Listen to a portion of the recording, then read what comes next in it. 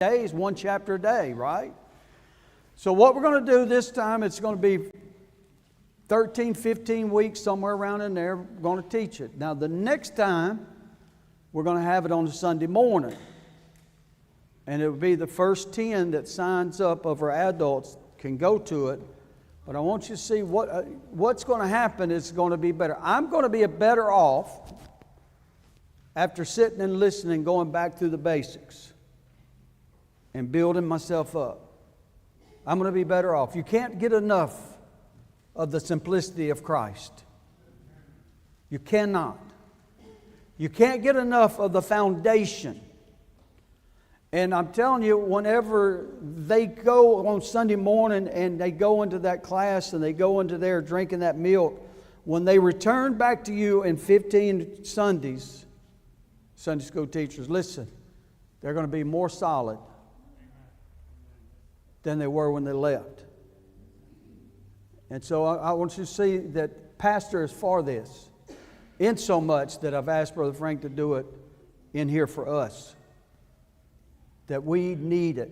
The need for discipleship. Now, discipleship centers on the call to leave behind all worldly pursuits. In other words, it's all more and more and more about Jesus. What a song. I think that's 103, ain't it? More about Jesus, what I know.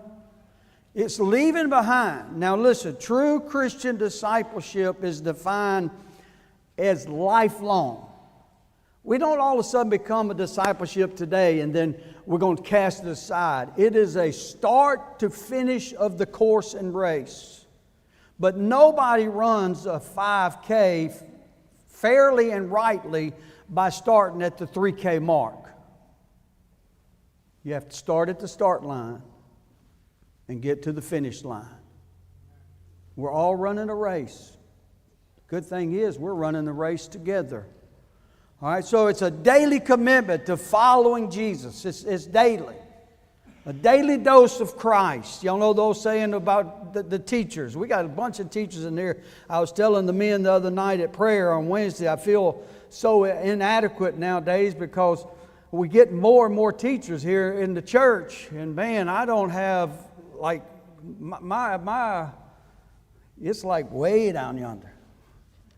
And I get nervous when I got to talk, and especially if I say, I want to try this new word, and then Malachi jumps out and throws equity at me like I was supposed, like, man, what does that mean? What does that mean? I didn't even have no idea. It's like equal, what is it? But God is always adequate. But I got to be willing to have a daily life with Christ. Dietrich Bonhoeffer, anybody know who that is? He said this: Christianity without discipleship is always Christianity without Christ. Christianity without discipleship. Because Jesus said in the Bible, you got to take up your cross, you got to follow me. You got to come after me. It's involving self-denial. It's involving obedience. It's involving bearing fruit. It's much more than just a moment of time in faith. Thank God when I was born again, dear friend. In a moment, in an instant, I was changed and converted from someone headed to hell, changed direction, and now hell to shun, heaven to gain, because of that moment of faith and belief of righteousness in my heart. But it was much more than that in 1991 in October on a Wednesday night. It's much more than just a church activity.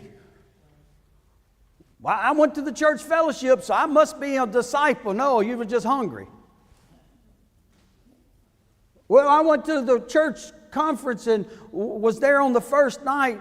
No, you just was curious. It's more than just a church activity. It's a daily sun up, sundown, sunrise, sunset event, lifelong, running the race, finishing the course, and enduring through the walk with Christ. It's much more than that. It requires, dear friend, discipleship requires total surrender. Pastor, if we surrender, we lost the battle. That's how we look at it, right?